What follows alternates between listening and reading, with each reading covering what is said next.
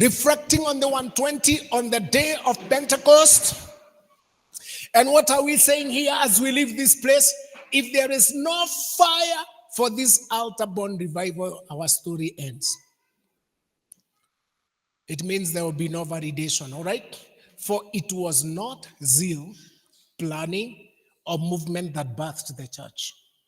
It was waiting in covenant posture. So I want you, as you leave this place, create covenant posture. It was waiting in covenant posture so that covenant can be fulfilled, so that his promises can come to pass, so that the covenant testimony can rule the earth, so that covenant supremacy can govern. Are you getting this? So it was waiting. Waiting in covenant posture is what birthed the church, right? So the 120 had stopped the machinery of ministry and gathered in surrender, not to design revival, but to receive it. And that must be our attitude. We are not coming here to design a revival. We will be coming to receive revival. Amen? So they did not know how representation would appear. Remember how I explained testimony, witness, and representation. Representation is basically testimony becoming flesh.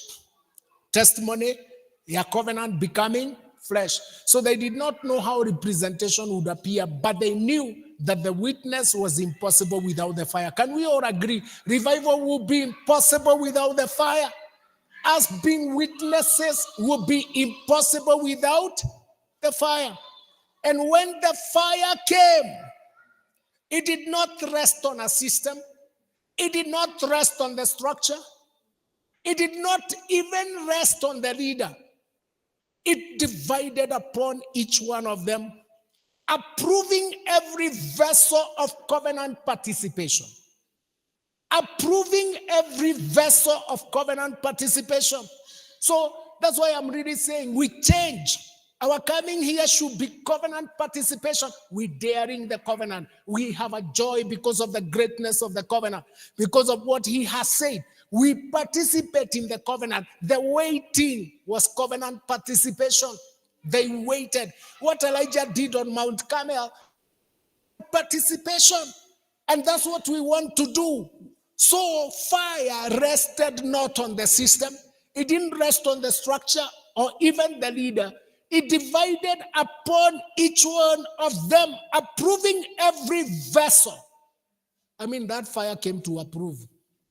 So if it doesn't fall on you, you are short of covenant participation. See there, if it doesn't fall on you, you are short of covenant participation. And this was a divine validation, heaven's way of saying the altar recognizes every surrender heart. Everybody say that. The altar recognizes every surrendered heart. Once again, the altar always recognizes every surrendered heart. All right? So such a moment redefined leadership itself. Such a moment. If fire comes, separates down here. Yeah? It redefines leadership. For if the fire had bypassed Peter or any of the leaders, even the most visible among them. Who is the most visible among them? Peter was there. Sidio, Peter was the most visible leader among them. And I want you to imagine if the fire bypassed him, heaven would have announced a shift. That immediately is a shift. Na nikio ndirathaithanirira Ngai muno. Ndirethaithanirira ndirahoya Ngai muno. Tondo if that fire bypasses me, what does the heaven say? Heaven will be announcing a shift in this church. And that we must be ready.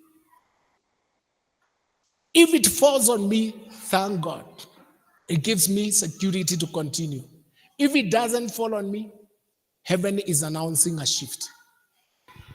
The flame would have silently declared that authority has moved to where surrender is found.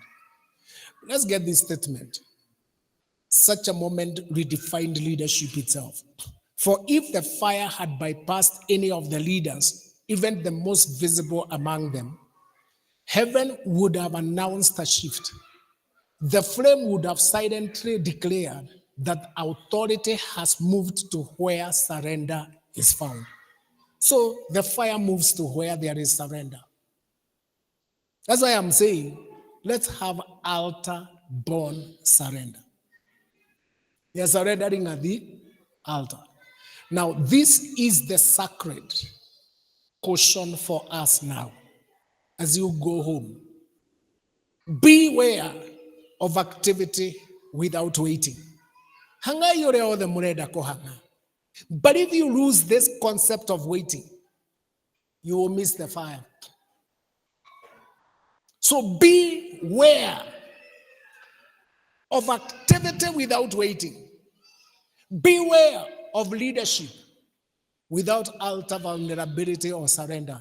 Please beware of any leader not having surrender at the altar. Beware of representation without flame. Representation is manifestations or our speech or our ministry beginning to show forth in the earth, but it doesn't have a flame, right? Beware. For the fire will not commend or regard our titles. Let's all agree, the fire will not commend or regard our titles. It will validate only covenant participation. It will validate only covenant participation. It will not regard I'm the leader, I started this church. You know, there are places I always stand out there and announce myself, introduce myself as my name is James Kiarida, founder of Ministries of New Grace Life. And when you say that word founder, that's not a small feat. Founder of Ministries of New Grace Life. Nema, I'm the founder. The truth of the matter is, I'm the founder. Truth be told, I'm the founder. But this fire will not regard that. It will validate only covenant participation, covenant surrender. Lastly, now, the Spirit calls us again to slow our performance-driven pace,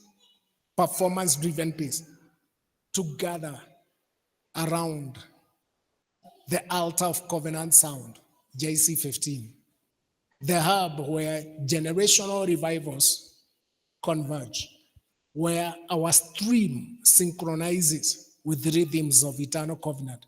For this is how altar-born revivals begin, not by activity, but by alignment, not by strategy, but by waiting until the fire falls. So when the fire comes, may it not find us busy, but yielded. For if not so, we will miss it. May it not find us leading from knowledge, but from kneeling. May it not find us leading from knowledge, but let us lead from kneeling. For revival is heaven's answer to surrender, and the flame of covenant supremacy will always fall where hearts have ceased to perform and hearts have begun to burn. We want hearts that have begun to burn with altar fire. And that will bring us on Sunday to the fire of covenant supremacy. This one we'll be able to deal with it from Sunday. We will get straight to wherever the fire fell in the Bible and get some principles until all of us desire this. This PowerPoint of mine is big. It actually goes up to many slides because let me just show you what we shall do. We'll look at the different fires that came down. And we will, because we now leave this place with a burden that the fire must fall. And we have to cry for the fall of that fire. We must become pregnant to birth things at the altar. If you have never birthed, this is an opportunity for you to birth. You know, they write revivals. Revivals were birthed by so and so, like those ones we read about in Azusa Street. The saints were worshiping together, fire came. You get, so it's a moment for you to enter into that record we have read in the book of Psalms. That when God will be recording and writing in the register of his peoples, he will say these ones birthed. So it gives us an opportunity, every one of us, to birth something. You will get into history. People will read history books about a church service. By the way, I have researched about several revivals that really portrayed fire. Some of them are in Europe, across the world, but I also decided to look at East Africa. And some of them are so controversial. As I was doing the study, there are some movements or some revival movements that are not so clear whether they were birthed at the altar. And we will look at the characteristics, like what happened in some of those movements. How was fire expressed? What did God do? But we'll be doing all that with another column of what God has said about MNGL. Now that MNGL stuff is representing not history. It is representing the current. Because the study of all those is history. But what you write about MNGL, the Lord returning to the covenant, things God is saying about revival, blah, blah, blah, all that stuff is current. So it will find its pages in the annals of history. One day, when we will have all been gone, it will be known. A church, by the way, some of the movements here are recorded with their churches. It's something that just happened in a congregation. And then ikaripuka. Ilianza kwa congregation. So that we stand there and see how those things come. So hata hii itaanza wapi? Hapa. Before it spreads. And I want people now to change that thing here. Always meetings going nowhere. We are really coming to a place where we want manifestation of this fire. Amen.